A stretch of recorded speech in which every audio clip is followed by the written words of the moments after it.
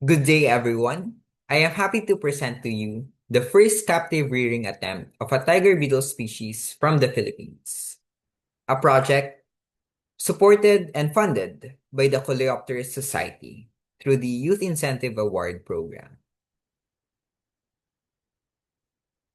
This is the outline of my presentation, and let's start with the background of the Philippines.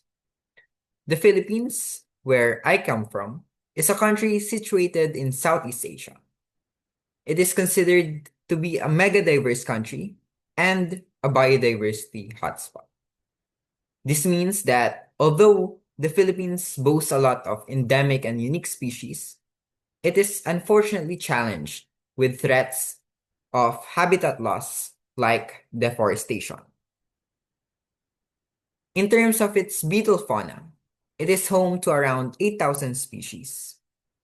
And an interesting group of beetles are the tiger beetles of the family Cicindelidae.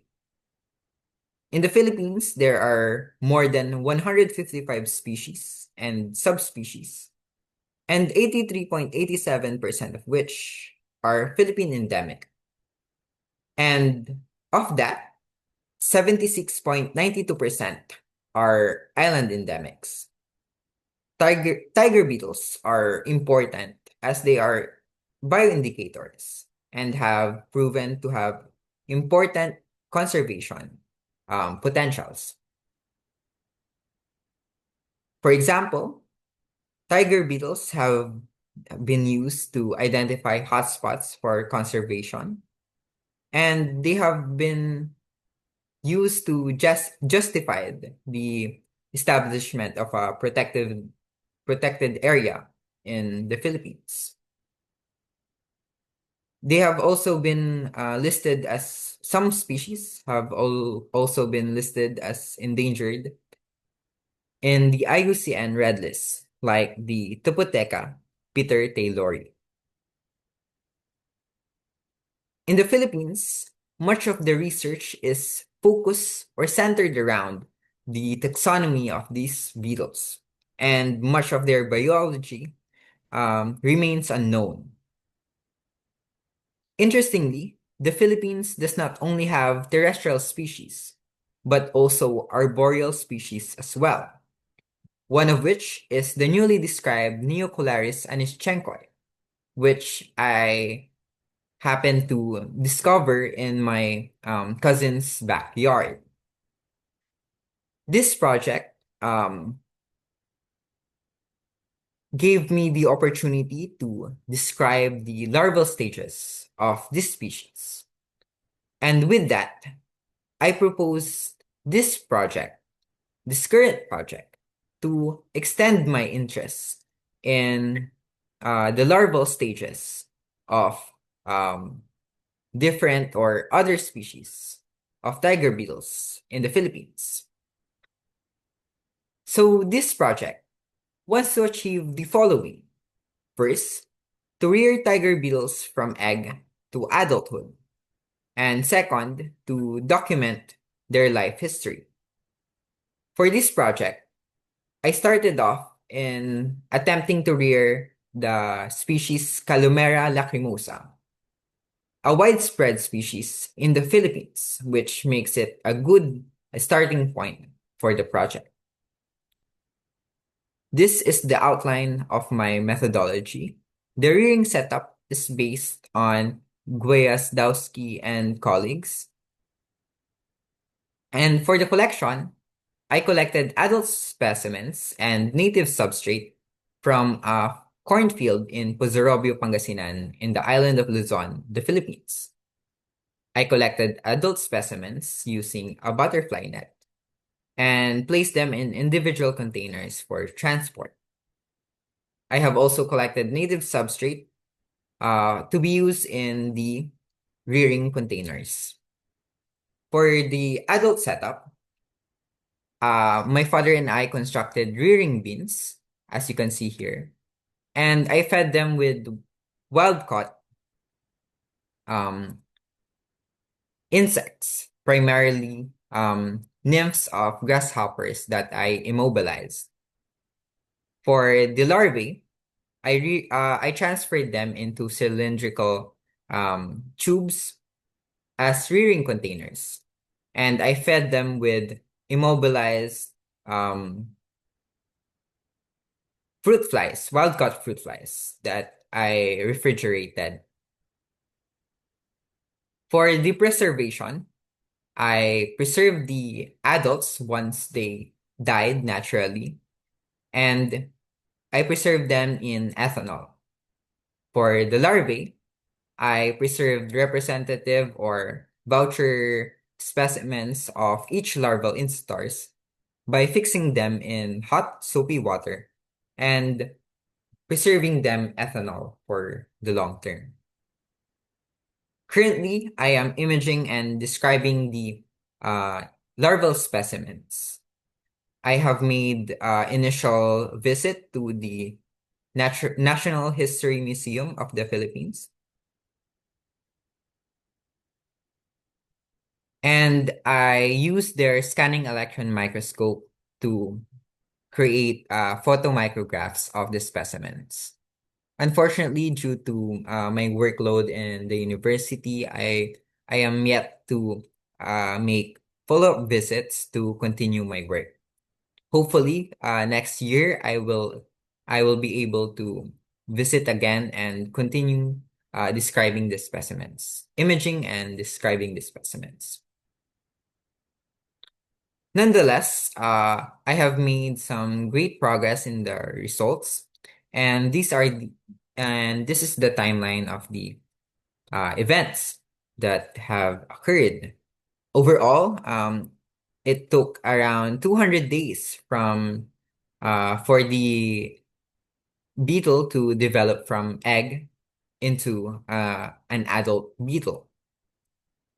Interestingly, the parents or the parent specimens immediately exhibited breeding and egg-laying behavior as I introduced them to the rearing bins or rearing containers.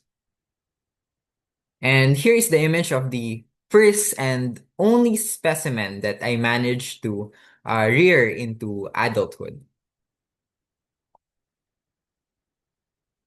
Interestingly, since I was able to describe the larval stages of Neocolaris anischenkoi, this made this allowed me the opportunity to compare it with the specimen of the larvae of Calomera lacrimosa. Both species have evolved adaptations that enable them to to specialize in their chosen substrate. For Calomera lacrimosa, it has long legs and it is highly mobile. This is especially important in their habitat, which gets periodically flooded. Uh, this uh, this makes their larval tunnels destroyed and such, which makes the ability to reconstruct their tunnels and be mobile advantageous. In contrast, Neocolaris have short and stubby legs. Since the entire larval development occur in the original larval tunnel, since it doesn't get destroyed from the rain and such, unlike in Calomera lacrimosa. Interestingly, the mandibles of Neocolaris and Schenkoi is short and highly robust, which enables them to excavate the cellulosic stems of their host plant. As you can see here, inside their tunnels, Neocolaris and Schenkoi can move pretty well. This observation is also been documented by Troutner and Schwaller in 1996 in different species of terrestrial and arboreal tiger beetle species. Here are my key takeaways from the project. First, rearing the adults was relatively easy, but rearing the larvae was a different story. Moving forward, I would need to devise a more efficient protocol in feeding the larvae and have a more reliable food source instead of the wild-caught fruit flies. Second, rearing Philippine tiger beetles is a promising field, especially for specialist species. In this project, I used a protocol for rearing terrestrial species, but as I have said earlier, the Philippines have other species that are forest specialists and arboreal species as well. This means that rearing these species would entail being innovative in the methodology and rearing protocol. So this would be an interesting future project. And lastly, the project was a great experience in honing my research skills and exposing me to the challenges of doing scientific projects. Before I end this presentation, I would like to thank the following people and institution that made this project possible. To Dr. Milton Medina, my project advisor, who has been a key figure in my pursuit of entomological studies. To my parents, especially my father, Orlando Mapile, who have been quite supportive and helpful in the collection and setting up of the rearing containers. I am also very thankful to my mother, Elsa Mapile, who has been very supportive of my passions. And of course, the Coleoptera Society for generously funding this project through the Youth Incentive Award Program, senior category. And with that, maraming salamat po sa pakikinig. Thank you for listening. These are my references.